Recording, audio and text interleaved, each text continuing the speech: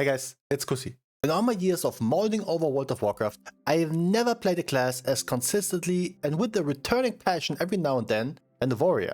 So today we talk about the Omega Lords of Zag-Zag, the flesh-covered choo-choo trains, the ones that hit first and, well, don't even ask questions to begin with, and we will talk about what has changed, what will Midnight feel like, and is it fun? Because that's the important part. We will figure this out in a minute. But first, you make sure to like the video as it helps out your boy in making more of these, and if you haven't, subscribe so you won't miss another upload. It's also Christmas season, by the way, so share some of the juicy love you got there, big boy. What do you mean by that?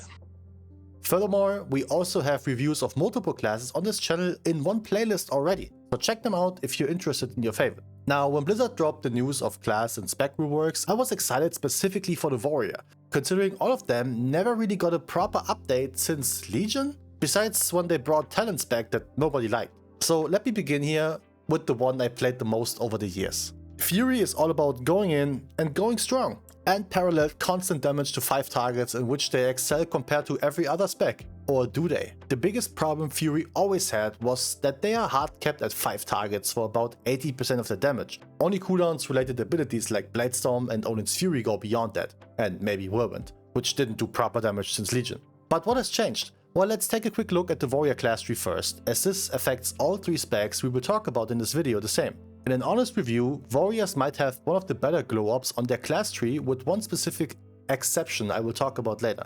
A lot of the important stuff is easy accessible, interesting concept of spells like interpose, which is intervene but to a target location instead of direct player, range increase to throwing abilities, which also silences for 3 seconds, and a completely new set of capstone talents including a spear rework.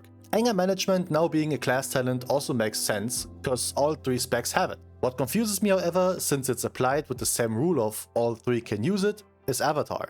Now, the rework Spear of Champions is something I'll briefly talk about. Why? Why is Blizzard so stubborn and wants to make this work so much? I don't get it. The spell idea was always ass. It has been always ass. Since Shadowlands, even though some people played it due to DPS benefits, it's still a shit design. Now, they reworked it to an extent of where the range is a lot bigger, it still chains affected mobs together, and they added an extra heroic lead that you can use to jump into the middle of the spear. So let me be honest here, the rework of the spell is fine. It really is. Do I think the jump in is stupid? Yeah, kinda. Maybe that's more of a PvP edition, because if there's one thing tanks don't need, it's a brainless headfirst jump in without gaining any amount of resource. And if you think I'm tripping, how many of you watch Demon Hunters die after double jumps into a double pack? Enough said. And that's a fact. Look man, I am a spear hater, which is why I will never use the spell ever. Though, you know what, it's alright. Now coming back to the Fury itself, the spec tree has been changed a lot. Single-minded Fury is finally gone and replaced with a passive that allows you to simply transmog one hand. Thank you Blizzard, no idea why it took so long. The tree is also a lot tighter in width, which translates to less points spent to get to possible talents. Other than that, a lot of the talents have been combined with each other. Your single target attacks now hitting 4 extra targets is only 1 node now, and you can get some new nodes that have some proper use like Rampaging Ruin and Executioner's Wrath, but also one that is just an absolute facepalm and a half in form of kill or be killed. Now in theory this spell is quite cool. It gives you a second chance in life, and if you kill the target that killed you within the next 8 seconds, you stay on your feet. In practice, this is beyond dogshit. 5-minute cooldown as well. For what? Might as well make it permanent passive and it's still bad for most PvE content. This probably finds a spot in PvP and maybe in Delves. But that's about it. It's a kinda weird perk and it's more for the memes I feel like. All in all, Fury didn't change much gameplay wise. It still execute Bloodthirst, Raging Blow and Whirlwind to gain rage and then Rampage to burn that rage for extra damage. The Apex talents also simply empower that gameplay. Rampage grants you 1% strength for 8 seconds. Now this effect technically stacks, but the timers don't refresh, so it's only overlapping.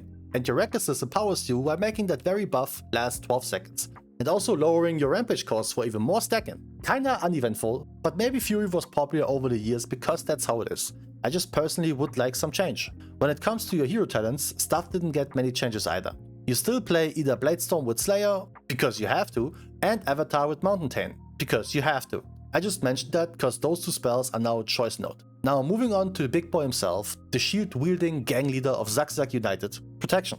Now when we look at the tree comparison, we will find out that there's barely anything different, and that's because Prot got their tree update during the War Within and the mini rework. Yet one major change is inbound. Last Stand as an active button is gone, which is totally fine. as it was arguably the weaker ones of the Warrior's defenses and was never really used without any other damage mitigation to follow up. Instead, it became a passive to increase your HP during shield wall.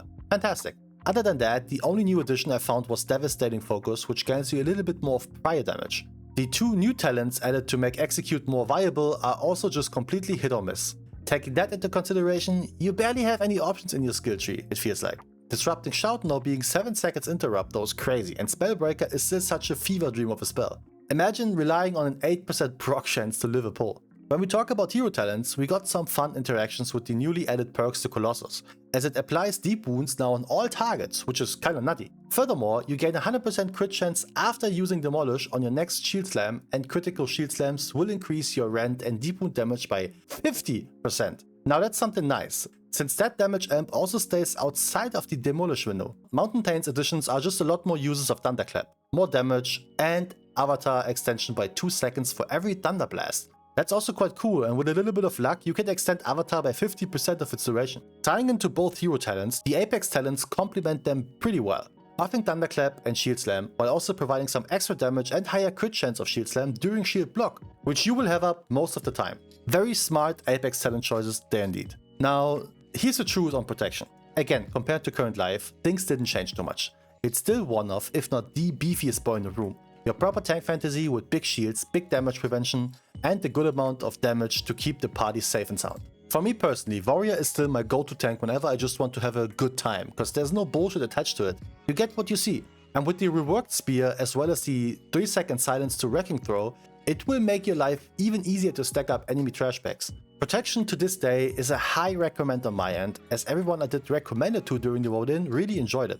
Last but not least, we need to talk about the spec that arguably saw the biggest change of the three, which, well, the bar wasn't that high. Arms Warrior. Now, when I read the changes, especially to their mastery, I was super hyped, because it just straight up more damage. Lesser hits, but therefore bigger hits. And well, not really. In the vote-in, your mastery was that your damage to target affected by Deep Wound is increased. Now, all of your ability damage is pretty much just increased flat. But if you have 20% mastery, there is no difference in doing 20% more damage to affected bleeding targets, because that's what they always were, or just flat 20% more damage. It's the same number. Does that make sense? Yes. Anyways, disregarding the fact that your core abilities like Overpower, Mortal Strike, Execute, Cleave, Thunderclap, and Colossal Smash are here to stay, we did get some proper and neat changes to choice nodes to make your life a lot easier and the gameplay more enjoyable. Now, as mentioned, with the mastery being reworked, Deep Wounds is now also applied by crits from either Cleave or Mortal Strike, as well as your Execute, but both of these need to be talented. Furthermore, useless talents got removed like Dance of Death, Bone Grinder, and Unhinged, which just got sent to the Shadow Realm, aka the Slayer hero talent tree.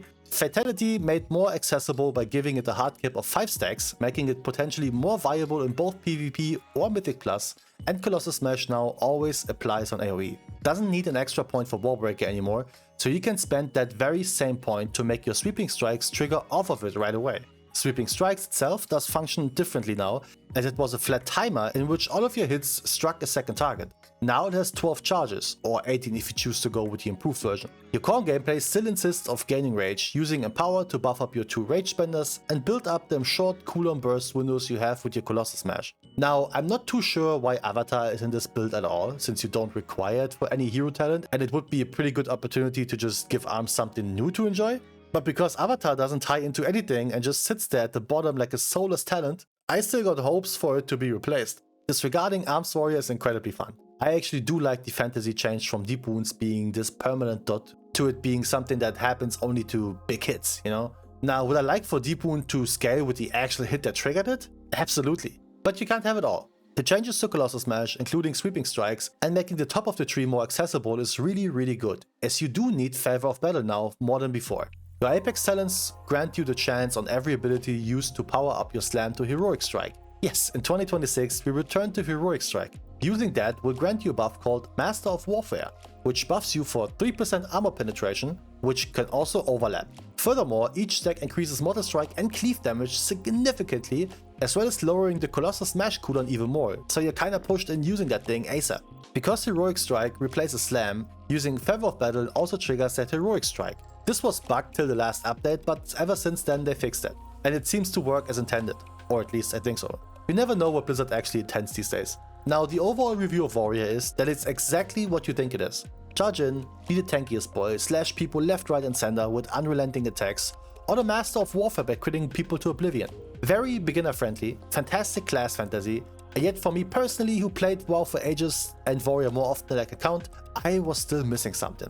I'd still like to move arms to less abilities pressed and more oomph, if you know what I mean. Though I understand that this idea doesn't work with the gaming in this time and age anymore. If you enjoy beefy frontliners that go in and ask questions later, Warrior is an absolute recommend on my end regardless of my own personal wishes. I hope you enjoyed the video. Let me know in the comments which you want to see next. Merry Christmas everyone, until I catch you in the next one.